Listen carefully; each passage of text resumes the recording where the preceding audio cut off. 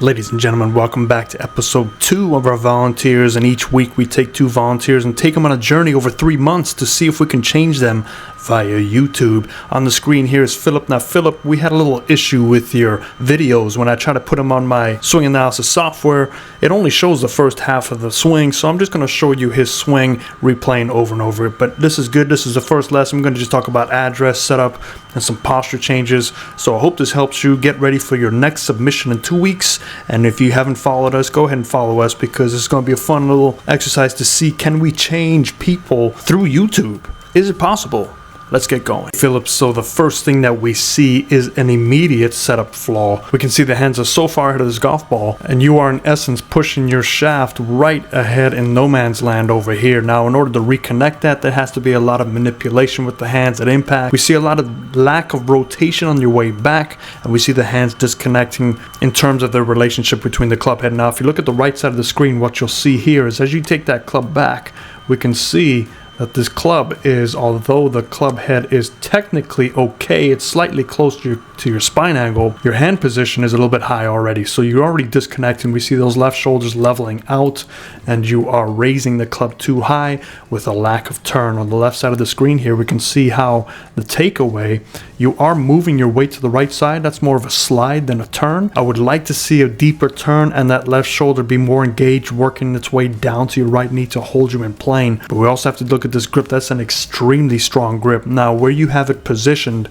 you could maybe get away with the setup if your ball position was out over here where that X is. Now, that is an exaggerated position, but if that X was out there where your ball position is, you would make this work, because you can see that tilting is pointing ahead of your golf ball, which engages your hands, but your hands aren't able to be engaged because of that strong grip. So there's just a lot of things working against each other. So without getting too far advanced in your swing, what we need to look at is, let's get you leveling out. So we're going to get that grip a little bit more neutral. So thumbs down the shaft, you make a V between your thumbs and your forefingers. So I want those V's to pointing straight down the shaft. So it's going to feel very weak to you, but it's actually a neutral grip. I'd like for you to get the golf ball position 2 or 3 golf balls out in front of you and get your hands in line with the golf ball. So we'd like your head to go through your hands and the golf ball, and the club head should all be matching there. So we just kind of neutralize you up a little bit.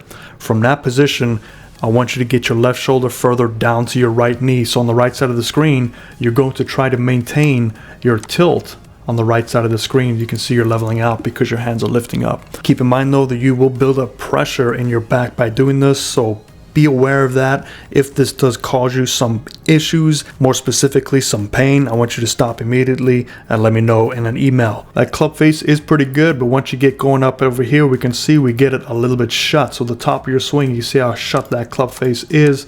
That has to do with your very strong grip, and your hand position is pretty good. So if you just weaken that grip, the club face should be neutral, but this is all part of that setup change. So for next video submission, I'd like to see a neutral grip, better ball position towards your lead foot, and get those hands in line with your chest and make that sure that club head is in line with your hands. So that is your assignment for week 1, and I'll look forward to seeing your changes in week 2. Now let's see who is next. All right, next on the screen we have Haynes. Haynes, welcome to lesson 1. And again, we're going to look at a quick overview of your swing, but then pinpoint some things you need to start out initially, and that's probably going to be a setup change. Now remember, for all of these changes, when you deal with setup, you are probably going to hit it worse, but just go through it, because hopefully these changes will give you some more room to help you get through the golf ball. Because on the right side of the screen, let me redraw that back brace line. The right side of the screen, we look a little bit too condensed. If we draw a line from your shoulders down, they're kind of pointing inward, and from the center of your feet up, you can see they're just on the front part of your hips. They should be supporting the back part of your hips. So if you can back away about 3 or 4 inches to start with, the weighting will feel like it's more towards this area of your foot, and that is okay, because we want to feel like there's a little bit of a lean forward as you turn. Now, because you don't have enough room, if you take a look at that backswing, we can see your arms get a little bit higher as well, and we start to lose that tilting, as opposed to getting that left shoulder more under you. And I believe you do this just because you don't have the room to do so, and as a result your hands do separate slightly from that lower plane line. The club is doing a decent job. It is still square to the target. Once we go through here though, we can see you get to a more rounded position. You get there pretty well, but look at that right elbow. There's hardly any room for you to maintain your tilt as well. So you kind of block yourself out. Now to counteract that, on the left side of the screen, you've probably learned to forward press this to help you get those hands ahead. But in essence, you are cheating the system. As we take that club back, you will be able to see that right brace line that I just put by your leg. You do a good job of posting against that right brace. You have a pretty decent turn here at the top of your swing. You see you're kind of upper body leaning left side, and your first move is you slide back over, and once you slide over, you can see now your chest is well ahead of that golf ball. So you have maintained decent angle, but you are going to have to relieve that angle to get to that golf ball, and you can see your hands prematurely throw to strike that golf ball. So a golf ball position change can help you for the short term, but for the long term, you don't need this much swaying going on to help you hit that golf ball. Instead, let's just focus on getting you squared up correctly. Cleaned up these lines, and again, we got that shoulder tilt, and we can see where that ball is in relation to your chest.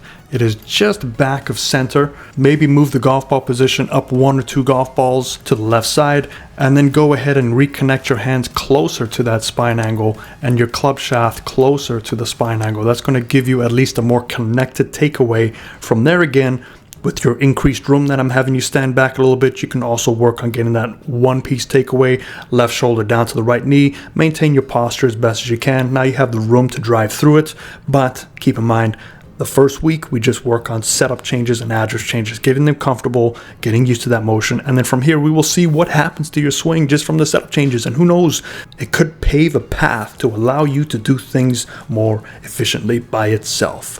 But it could also require some more work, but we won't be able to tell until 2 weeks from now. So please get your submission in by next week. If you see other things that these two gentlemen do, leave it in the comments below. If not, go ahead and hit like and subscribe. It really helps our channel grow, as we do donate profits to the Heal the Hood Foundation in South Africa for low-income children.